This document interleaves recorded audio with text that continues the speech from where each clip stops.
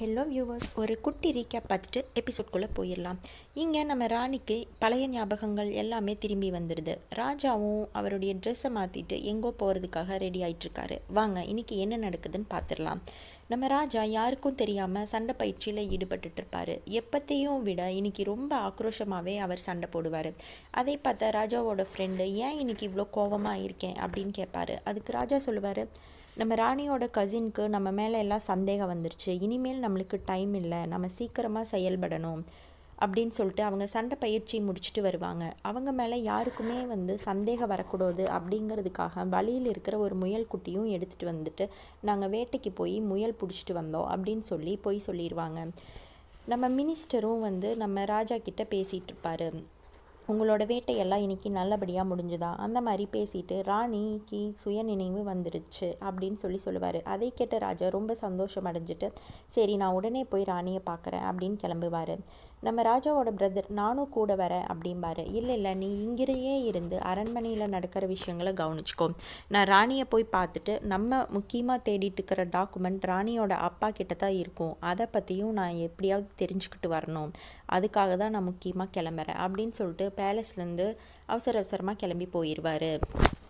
நம்ம ராஜாவும் பல்லக்கில் ஏறி ராணியோட வீட்டுக்கு கிளம்புறாரு. போகிற வழியில் மக்கள் எல்லோரும் ரொம்ப சந்தோஷமாக இருப்பாங்க, அதுவும் போக கிளைமேட்டும் நல்லா இருக்குது அப்படின்னு சொல்லி பேசிகிட்டே போவார்.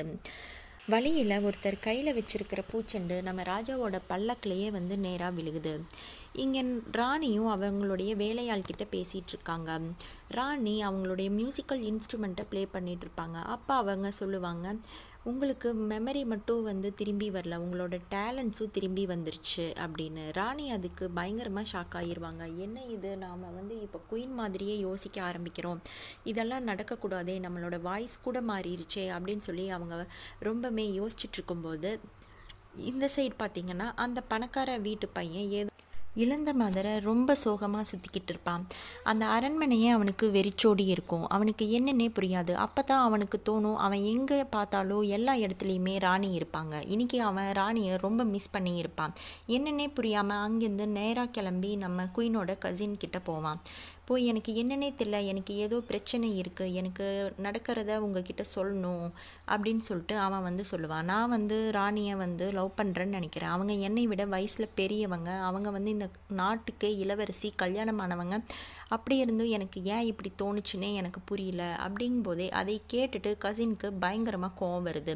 கோவப்படாதீங்க, நான் சொல்கிறத பொறுமையாக கேளுங்கன்ட்டு திருப்பியும் அந்த பணக்கார வீட்டு பையன் சொல்லுவான். அவங்க ரொம்ப துருதுருன்னு இருப்பாங்க, எல்லா வேலையும் ஓடி செய்வாங்க, சாப்பாடு தண்ணி எல்லாம் ஓடி கொண்டு போய் கொடுப்பாங்க. அப்படிங்கும்போது தான் அவனுக்கு தெரியும், ஆஹா நம்ம இங்கே ராணியை பற்றி பேசலையே, ராணியோட வேலையாளையல்லவா பற்றி பேசிகிட்ருக்கோம். அப்போ தான் அவனுக்கே புரியும், தான் லவ் பண்ணுறது ராணியை இல்லை, ராணியோட சர்வன்ட் பொண்ணுன்னு.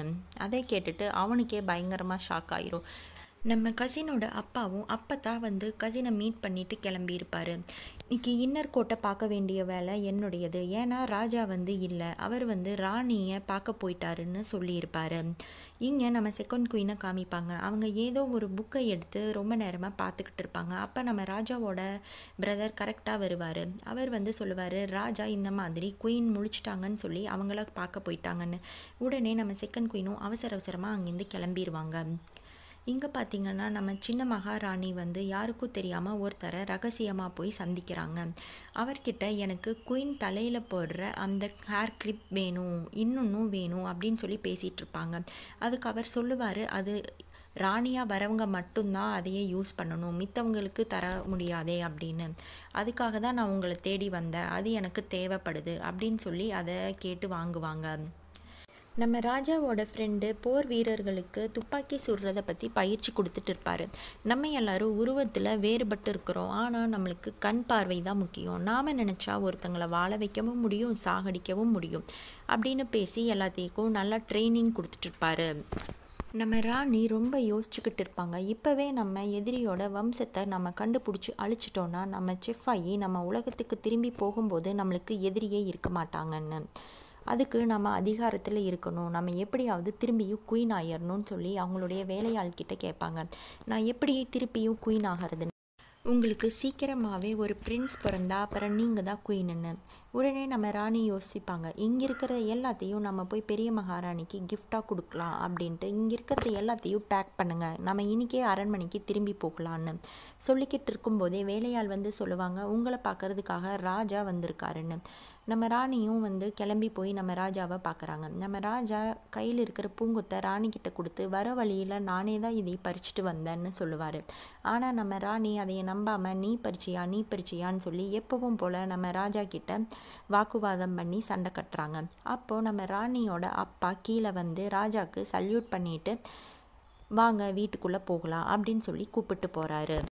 நம்ம மினிஸ்டர் அவருடைய வேலையாளை கூப்பிட்டு, எனக்கு வேணுங்கிற முக்கியமான பொருள் ஒன்று ராணியோட அப்பா கிட்ட இருக்குது, அதையே போய் நீ இன்னைக்கு நைட்டே திருடிட்டு வரணும்னு சொல்லி கட்டளை போடுறாரு. இங்கே நம்ம ராஜா ராணி அவங்க அப்பா எல்லாரும் உட்காந்து பேசிக்கிட்டு இருக்காங்க. ராணி வளர்ந்த இடத்த நான் சுற்றி பார்க்க விரும்புகிறேன்னு நம்ம ராஜா கேட்டுக்கிறாரு. ராணியோட அப்பாவும் அவரை எல்லா ரூமுக்கும் கொண்டு போய் சுற்றி காமிக்கிறாங்க. இது எல்லாமே விலை மதிப்பான பொருட்கள், நான் ரொம்ப கஷ்டப்பட்டு சேகரித்தேன் அப்படின்னு சொல்லிட்டு எல்லாத்தையுமே காமிக்கும்போது செவுத்து ஓரமாக ஒரு ஸ்க்ரீன் இருக்கிறத ராஜா நோட் பண்ணுறாரு. அந்த சைடு வந்து நிறையா ஷெல்ஃப் மாதிரி இருக்குது. அங்கே தான் வந்து மேபி நம்ம தேடி வந்த டாக்குமெண்ட்டை ராணியோட அப்பா மறைச்சி வச்சுருப்பாருன்னு சொல்லி ராஜா நோட் பண்ணி வச்சுக்கிறாரு. அங்கிருந்து நம்ம ராஜாவும் ராணியும் வழியில் பேசிக்கிட்டு போயிட்டு இருக்கும்போது ஒரு கிணற பார்க்குற நம்ம ராஜாவுக்கு தலை சுற்றி மயக்கமாக வருது. அவருக்கு அவருடைய சின்ன வயசு ஞாபகங்கள் எல்லாம் வருது. அவர் சின்ன பையனாக இருக்கும்போது அந்த கிணத்துக்குள்ளே யாரோ அவரை கொலை பண்ண முயற்சி செய்கிறதாகவும், யாரோ ஒரு சின்ன பொண்ணு அவரை காப்பாற்றுறது மாதிரியும் அவருக்கு ஞாபகம் வருது. அவர் மயங்கிறத பார்த்த நம்ம ராணியோட அப்பா ஆட்களை உதவிக்கு கூப்பிட்றதுக்காக போயிடுறாரு. அந்த நேரத்தில் நம்ம செகண்ட் குயினும் அங்கே வராங்க. அங்கே இருக்கிற நம்ம ராஜாவை பார்த்து அவங்க அதிர்ச்சி அடைகிறாங்க. இதையெல்லாம் பார்த்த நம்ம ராணி சொல்கிறாங்க, நான் உங்கூட பேச வேண்டிய விஷயங்கள் நிறைய இருக்குது, அதனால் நீ வெயிட் பண்ணுன்னு.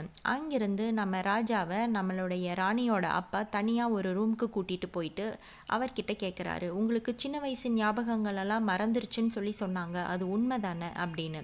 ஆமாம், எனக்கு எதுவுமே ஞாபகம் இல்லை அப்படிங்கிறாரு. இவரும் ஆமாம், கெட்ட விஷயங்கள்லாம் மறந்துறதா நல்லது அப்படின்னு சொல்கிறாரு. இங்கே நம்ம ராணியும் செகண்ட் குயினும் பேசிகிட்டு இருக்காங்க. ராணி சொல்கிறாங்க, எனக்கு பழைய ஞாபகங்கள் எல்லாம் திரும்பி வந்துருச்சு, ஆனாலும் உன்னை பற்றி நான் ராஜா கிட்ட எதுவுமே சொல்லலை. நீ வந்து பொய்யானவ, நீ சொன்ன பொய் வந்து நம்மளுக்கு தான் தெரியும், அதையே நான் சொல்லாமல் இருக்கணும் அப்படின்னா நான் சொல்கிற மாதிரி செய்யணும். ஆனால் நம்ம செகண்ட் குயின் அங்கேருந்து கோவப்பட்டுட்டு ரொம்ப வேகமாக அரண்மனைக்கே திரும்பி போயிடுறாங்க. போகும்போது ராஜாவை பார்த்து, நீயும் அரண்மனைக்கு வா அப்படின்னு சொல்லி கூப்பிட்றாங்க. ஆனால் அதுக்கு ராஜா, எனக்கு இன்னைக்கு முக்கியமான வேலை இருக்குது, அதனால் வர முடியாதுன்னு சொல்லி மறுத்துட்டாரு. நம்ம ராணியும் ராஜாவும் சாப்பிட்டே பேசிகிட்டு இருக்காங்க. அப்போ நம்ம ராணி யோசிக்கிறாங்க, நம்ம ராஜாவோட ஃபேமிலியில் ஒருத்தர் கூட உயிரோடு இல்லை, எல்லாரும் ஒரு ஒரு விதத்தில் கொலை செய்யப்பட்டிருக்காங்க அப்படின்னு. அதை பார்த்தா நம்ம ராஜா கேட்குறாரு, ஏன் என்னை நீ இந்த மாதிரி பார்க்குறேன்னு. அதுக்கு நம்ம ராணி ஒன்றுமே இல்லை அப்படின்னு சொல்லிட்டு இருக்கும்போதே நம்ம ராணியோட கசின் அங்கே என்ட்ரி போடுறாரு. அவரை பார்த்து ஷாக்காகிற நம்ம ராஜா, இங்கே ஏன் நீ வந்த அப்படின்னு கேட்கல, ராணிக்கு நான் பாதுகாப்பு கொடுக்கறதுக்காக வந்தேன் அப்படின்னு சொல்லி பேசிகிட்டு இருக்கும்போதே எங்கேயோ இருந்து ஒரு ஆள் வந்து நடுவில் வரான். அவனுக்கு நல்லா ஒரு ஓங்கி ஒரு அடி கொடுக்குறாரு நம்ம ராஜா. அது யாருன்னு பார்த்தீங்கன்னா நம்ம பணக்கார வீட்டு பையன். அவன் எதுக்காக வந்திருப்பான் அப்படின்னு பார்த்தீங்கன்னா அவனுடைய லவ்வரை தேடி தான் வந்திருப்பான். அதுதான் நம்ம ராணியோட வேலையாள். நீயா நானான்னு பார்த்துடலாம் அப்படின்னு சொல்லிட்டு நம்ம ராஜாவும் கசினும் நல்லா உட்காந்து தண்ணி அடிக்கிறாங்க. யார் ஃபஸ்ட்டு கீழே விழுவுறோம் அப்படிங்கிறத அவங்களுக்குள்ளே போட்டி. நம்ம ராணி நினைக்கிறாங்க, இப்படியெல்லாம் ஏன்டா நீங்கள் பண்ணுறீங்க, ஏன்னா உங்கள் ரெண்டு பேத்தையுமே எனக்கு தான் பிடிக்காதில்ல அப்படின்ட்டு. நல்லா ரெண்டு பேரும் குடிக்கிறவங்க அங்கேயே சுருண்டு கீழே விழுந்துடுறாங்க. இங்கே நம்ம செகண்ட் குயின் ஏதோ தனியாக நின்று யோசிச்சுட்டு இருக்கும்போது அவங்கள நம்ம சின்ன மகாராணி வந்து சந்தித்து, உனக்காக நான் ஒரு பரிசு பொருள் கொண்டு வந்திருக்கேன் அப்படின்னு சொல்லி காமிக்கிறாங்க. அதை பார்த்துட்டு இவங்க பயங்கரமாக ஷாக் ஆகுறாங்க. இது எப்படி உங்களுக்கு கிடைச்சிது அப்படின்னு கேட்கல, இது வந்து ராணி மட்டுமே வச்சிருக்க வேண்டியது, நீ தான் இந்த நாட்டுக்கு ராணியாக வரப்போகிற, அதனால் இது வந்து உங்ககிட்ட தான் இருக்கணும், அதுக்கு நீ தான் தகுதியானவ அப்படின்னு சொல்லி அதை வந்து நம்ம செகண்ட் குயின் கிட்ட கொடுக்குறாங்க. அவங்களும் நான் உங்ககிட்ட ஒரு உண்மையை சொல்ல மறைச்சிட்டேன் அப்படின்ட்டு ஏதோ ஒன்று சொல்ல ட்ரை பண்ணுறாங்க. இவ்வளோ நாளாக நான் இந்த லேக்லேயே மூழ்கி இருந்துட்டேன், இப்போ தான் நான் தெளிஞ்சு வெளியில் வந்திருக்கேன், இனிமேல் தான் என் சுயரூபம் என்னன்னு இங்கே இருக்கிறவங்க தெரிஞ்சுக்க போகிறாங்கன்னு. இங்கே நம்ம ராஜாவும் ஒரு வழியாக கண்ணு முழிக்கிறாரு. உடனே ட்ரெஸ்ஸை எல்லாம் மாற்றிட்டு தான் தேடி வந்த பொருளை திருடுறதுக்காக அவசரமாக கிளம்புறாரு. அதே நேரத்தில் நம்ம ராணியும் தூக்கத்துலேருந்து கண்ணு முழிக்கிறாங்க. நம்ம ராஜா போயிட்டுருக்கும்போதே அவர் வேற ஒரு திருடனை பார்க்குறாரு. அது வேற யாரும் இல்லை, நம்ம மினிஸ்டர் அனுப்பின ஆள் தான். 2 பேரும் அங்கேயே நல்லா சண்டை கட்ட ஆரம்பிக்கிறாங்க. அதையெல்லாம் இந்த சைடு இருந்த பார்க்குற ராணிக்கு யாரோ 2 பேர் நல்லா டான்ஸ் ஆடிட்டு இருக்கிற மாதிரி இருக்குது. இவங்களும் இந்த சைடு நின்று நல்லா ஸ்டெப்பு போட்டு டான்ஸ் ஆடிட்டு இருக்காங்க. அப்படி ஆடிட்டு இருக்கும்போதே திடீர்னு அந்த ஸ்க்ரீனை ஒரு கத்தி வந்து கிழிக்குது. அப்போ தான் அவங்க சுய நினைவுக்கே வராங்க, இங்கே சண்டை தான் நடக்குது அப்படின்னு. இது எதுவுமே தெரியாத நம்ம ராணியோட அப்பா நல்லா கொரட்டை போட்டு தூங்கிட்டு இருக்காரு. இங்கே நம்ம ராணியோட கசினும் அவங்களோட ஆட்களை கூட்டிட்டு வந்துட்டு இருக்காங்க. ஏய், உனக்கு எவ்வளோ தைரியம் இருந்தால் ராஜாவையே நீ அடிப்பேன்னு சொல்கிற ராணி. அவங்க கையில் கிடைக்கிற பீங்கான் ஜாடியை எடுத்து திருடன் மேலே வீசாமல் நம்ம ராஜா தலையிலேயே நச்சுன்னு ஒரு அடி அடிச்சிடுறாங்க. அச்சோ, நான் ராஜாவை அடிச்சிட்டேனே, தெரியாமல் மாற்றி அடிச்சிட்டேனேன்னு சொல்லி பயங்கரமாக ஷாக்காகி நிற்கிறாங்க. அங்கேருந்த திருடன் இது சான்ஸ்ன்னு சொல்லி எஸ்கேப் ஆகி ஓடிடுறான். நம்ம ராஜாவும் திக்குமுக்கு ஆடி ஒரு வழியாக எந்திரிச்சு நிற்கிறாரு. கசினும் கரெக்டாக அங்கே வந்து சேர்றாரு. நான் இனிமேல் உனக்கு சொன்ன நோ டச் ரூலையெல்லாம் நான் ஃபாலோ பண்ண மாட்டேன்னு சொல்லிட்டு நம்ம ராணியை ஒரு ஹக் பண்ணி ஒரு கிஸ் கொடுக்குறாரு. அதை பார்த்து நம்ம கசின் பயங்கரமாக ஷாக்காகி நிற்கிறான். என்ன நடக்க போகுது அப்படிங்கிறத அப்கமிங் எபிசோட்ஸில் பார்க்கலாம். Stay tuned.